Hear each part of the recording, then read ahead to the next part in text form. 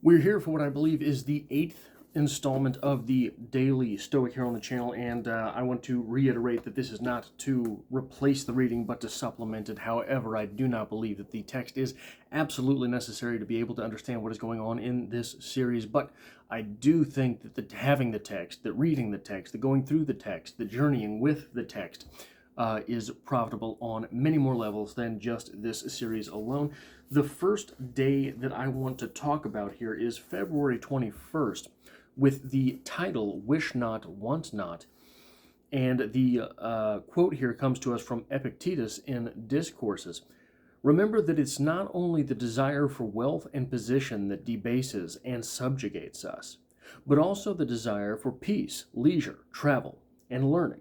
It doesn't matter what the external thing is, the value we place on it subjugates us to another. Where our heart is set, there our impediment lies.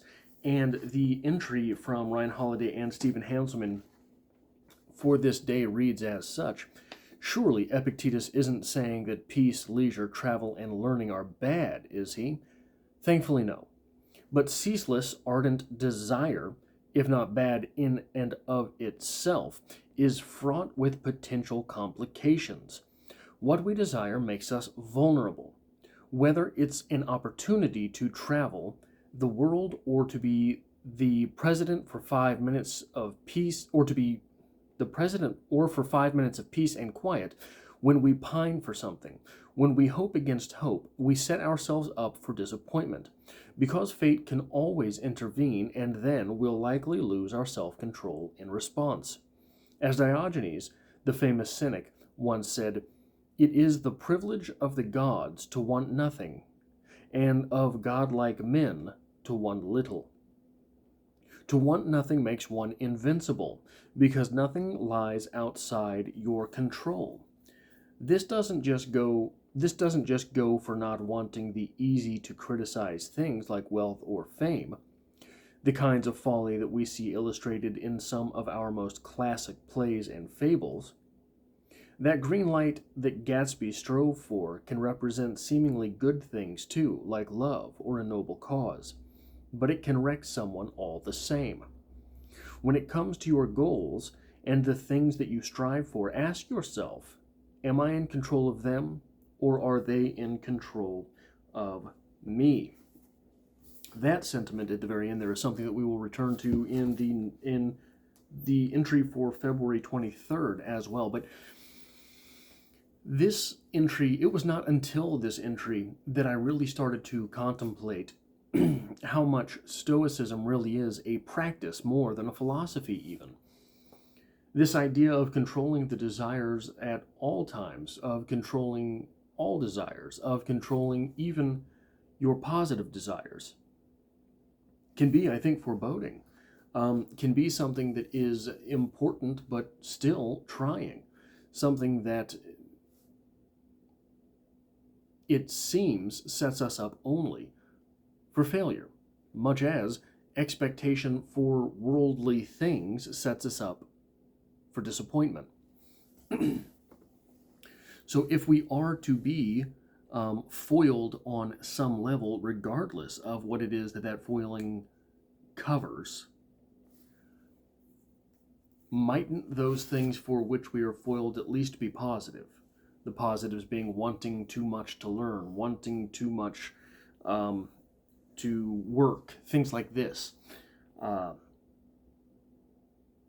It's a difficult balance, I think. It is something that, like I said, it was not until this entry that I was really all that aware of just how much of a practice Stoicism has to be, more than, say, nihilism. So I'm someone who considers himself a nihilist as well. And I think that nihilism is one of these things that has to constantly be reiterated in one's life. And what I mean by that is that, so really the core tenet of nihilism isn't that nothing matters. The core tenet of nihilism is to make sure that whatever you say matters actually matters, right? You cannot assume something matters. There is the famous Pisarev quote. It's something along the lines of, the aim of our camp is to destroy all things that will not withstand the blow. And if something does withstand the blow, well, then it's good. But if it does not withstand the blow, and what we're doing here smashes it to smithereens, then it wasn't any good in the first place. And that's something that has to be constantly reiterated, because one has to constantly reinterpret what it means to be good. What does it mean to withstand the blow? Is there some minimum threshold that something has to pass? For example, in my own life, something that I am constantly reiterating against nihilism is my tendency to write. If I were to spend half of the time at a minimum wage job that I spend working on writing, I'd have a lot more money. I'd be in a much better place. But that dream of being a writer, so the dream of being a writer and the need to write itself, because if you're in that place, you understand. You don't want to write. You feel the compulsion to write. It's like someone addicted to cigarettes or whatever else you might smoke. You feel you have to do it. That is what it means, I think. I keep getting a mustache hair in my mouth. A reiteration of nihilism against the life values versus Stoicism, which is just a practice in that what you have to constantly do is sort of take a step back in a dissociative manner and reappraise. Why am I feeling what I'm feeling? Is it necessary to feel what I'm feeling? What good can this feeling do for me? Is there anything that I can do to move forward out of this feeling, etc., etc.? It's a practice, different than an iteration, reiterating the philosophy itself. Next, I want to talk about February 23rd with the title, Circumstances Have No Care for Our Feelings. The quote here comes from Marcus Aurelius in Meditations. You shouldn't give circumstances the power to rouse anger, for they don't care. Let me get the emphasis on the right syllables. You shouldn't give circumstance the power to rouse anger, for they don't care at all. Marcus Aurelius, Meditations. And from the authors here, a significant chunk of Marcus Aurelius's Meditations is made up of short quotes and passages from other writers. This is because Marcus wasn't necessarily trying to produce an original work. Instead, he was practicing, again, reminding himself here and there of important lessons. And sometimes these lessons were things he had read. This particular quote is special because it comes from a play by Euripides, which except for a handful of quoted fragments like this, is lost to us. From what we can gather about the play, Bellerophon,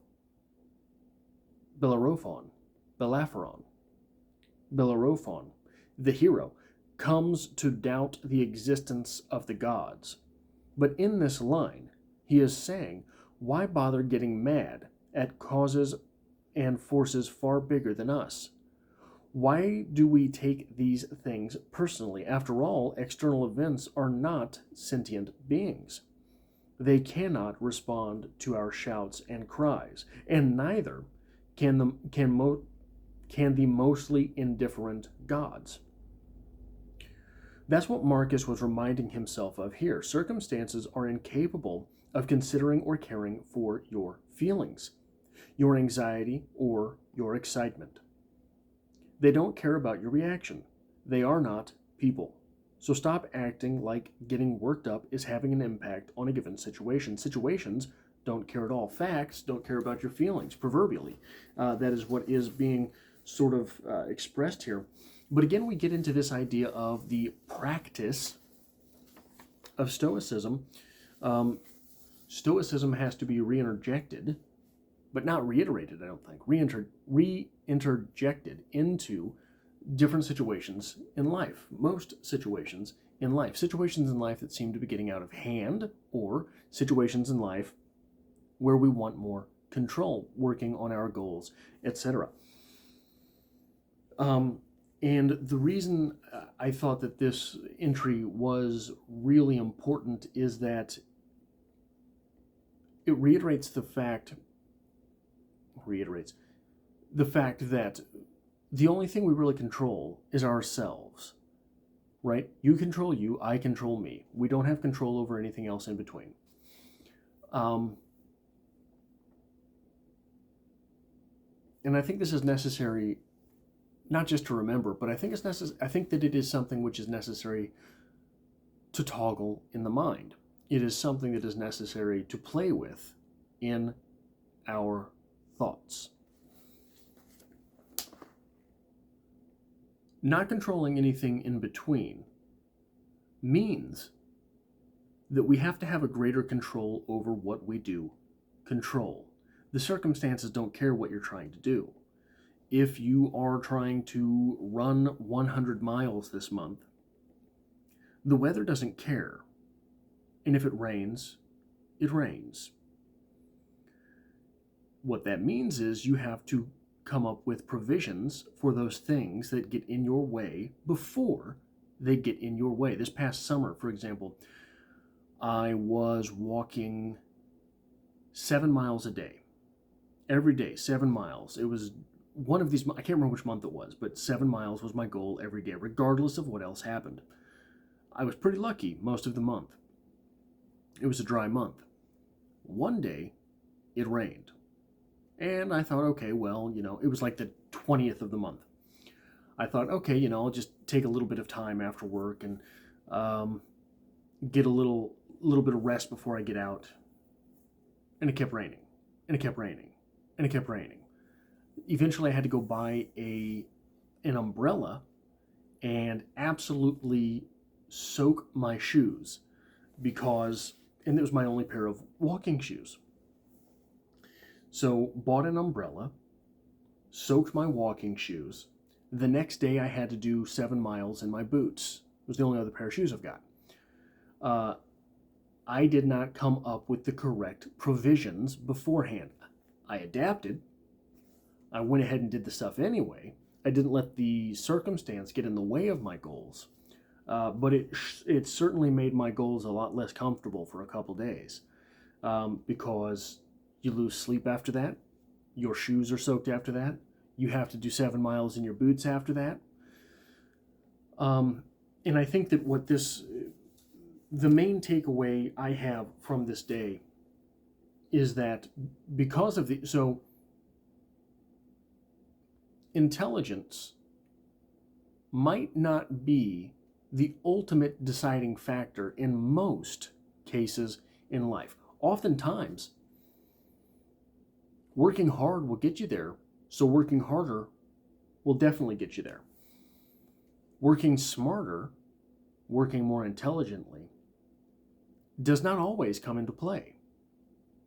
That said, there will be things that pop up that being intelligent about whatever your goal had been will make things much easier. Having that foresight and the vision in general to understand those things that could come up in between you and your goals is important. The next day I wanted to talk about here was February 25th, titled The Smoke and Dust of Myth. What a hell of a title. First off, by the way, what a hell of a title. The Smoke of Dust and Myth. The quote comes to us from Marcus Aurelius' Meditations. Keep a list before your mind of those who burned with anger and resentment about something, of even the most renowned for success, misfortune, evil deeds, or any special distinction. Then ask yourself, how did that work out? Smoke and dust, the stuff of simple myth, is trying to be legend.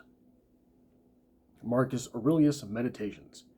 In Marcus Aurelius's, this from our authors, in Marcus Aurelius's writings, he constantly points out how the emperors who came before him were barely remembered just a few years later. To him, this was a reminder that no matter how much he conquered, no matter how much he inflicted his will on the world, It would be like building a castle in the sand, soon to be erased by the winds of time. The same goes for those driven to the heights of anger or hate or obsession or perfectionism. Marcus liked to point out that Alexander the Great, one of the most passionate and ambitious men who ever lived, was buried in the same ground as his mule driver. Eventually, all of us will pass away and slowly be forgotten. We should enjoy this brief time we have on earth, not to be enslaved to emotions that make us miserable and dissatisfied. Again, that sort of cold calculation of life, cold, dispassionate removal from the burdens of emotion. That is something that I think is at the center of Stoicism. And like Marcus Aurelius said here, even Alexander the Great was buried in the same earth as his mule driver. What are we doing it all for? Hopefully, there is some difference to be made. Hopefully, there is some impact to be left.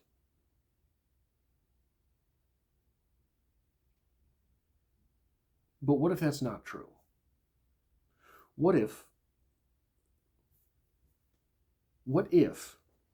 not only would you be forgotten if you died today, what if no one cares right now? Something I struggle with a lot, especially being a loner. What if nobody cares right now? Is it any less worth going through? I don't think so. I think that humans, being the beasts of burden that we are, it is the struggle which is reward in itself. Even if no one cares. Even if no one cares about your struggle. Even if no one cares about your accomplishments. Even if no one remembers you the day after you die.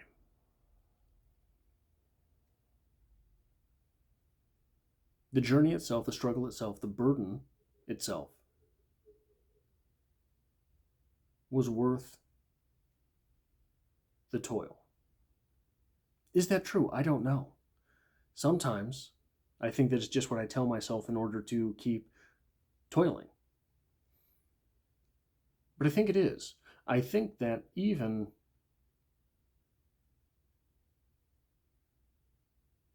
silent toil, even toil lost to the sands of time, to be cliche,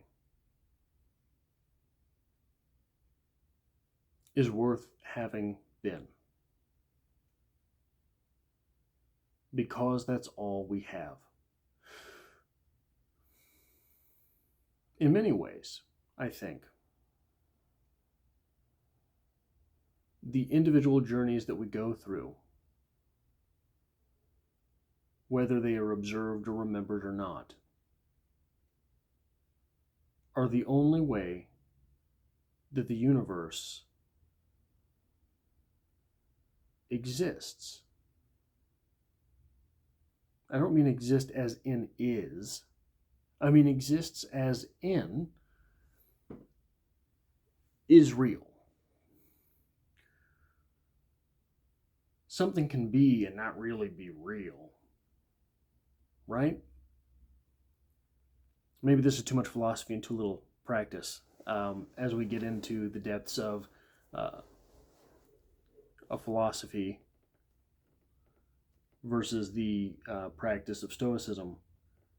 But I think it's worth mentioning. I think it's worth at least saying that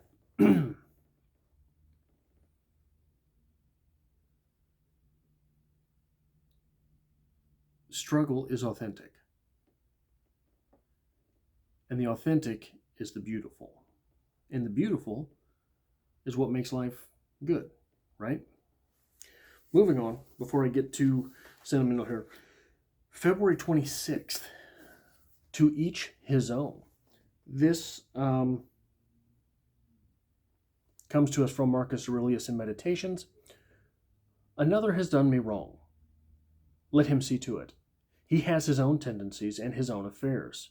What I have now is what the common nature has willed, and what I endeavor to accomplish now is what my nature wills. And from our authors, Abraham Lincoln occasionally got fuming mad with a subordinate, one of his generals, even a friend. Rather than taking it out on that person directly, he'd write a long letter outlining his case, why they were wrong, and what he wanted them to know. Then Lincoln would fold it up, put the letter in his desk drawer, and never send it. Many of these letters survive only by chance. He knew, as a former emperor of Rome knew, that it's easy to fight back. It's tempting to give them a piece of your mind. But you almost always end up with regret. You almost always wish you hadn't sent the letter. Think of the last time you flew off the handle. What was the outcome? Was there any benefit? It strikes me now that so much of Stoicism, as mentioned in the seminal writings, has to do with anger and control of anger. Not control of sadness, not control of love, not control of happiness, not control of confusion. A lot of it is anger, furious, righteous anger. And I wonder why that is. Is it because anger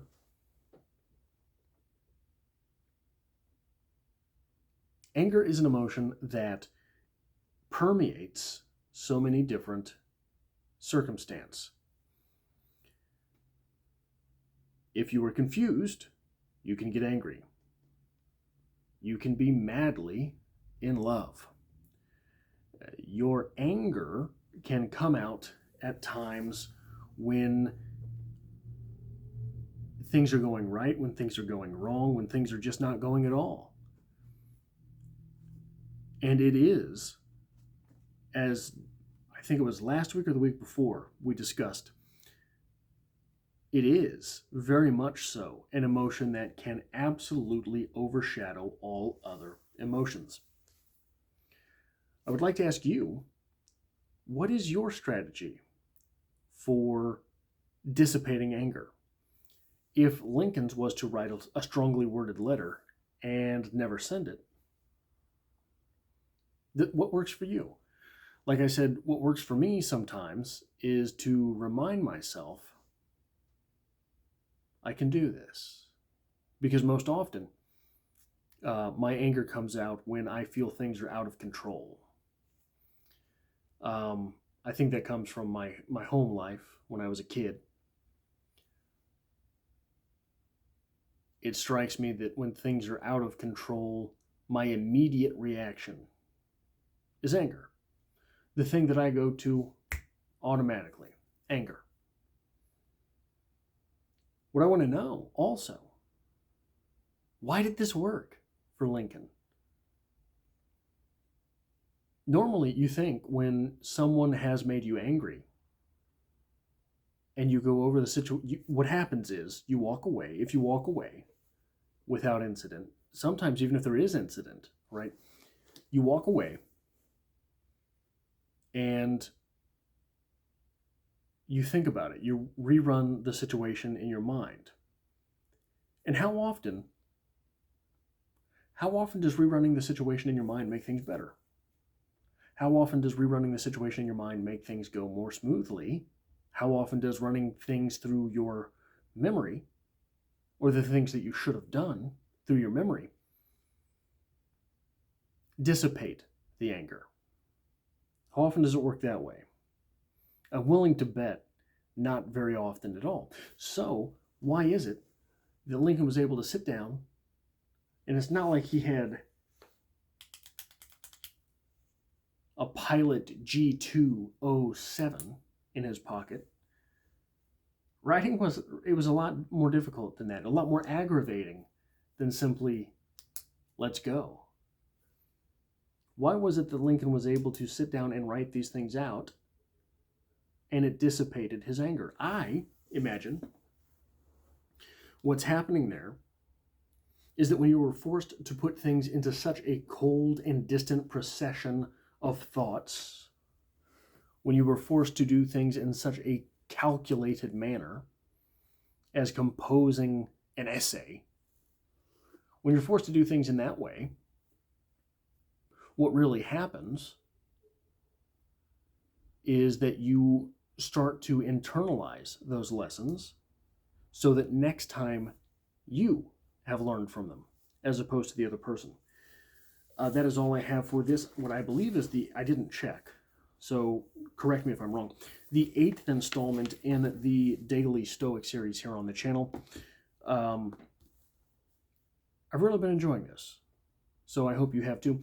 I hope to have you back for the 9th installment of the series as well. And if you hit that like button, it really does help me out here on the channel. And if you're here by chance but not design, consider hitting that subscribe button in order to stick around for more content in the future.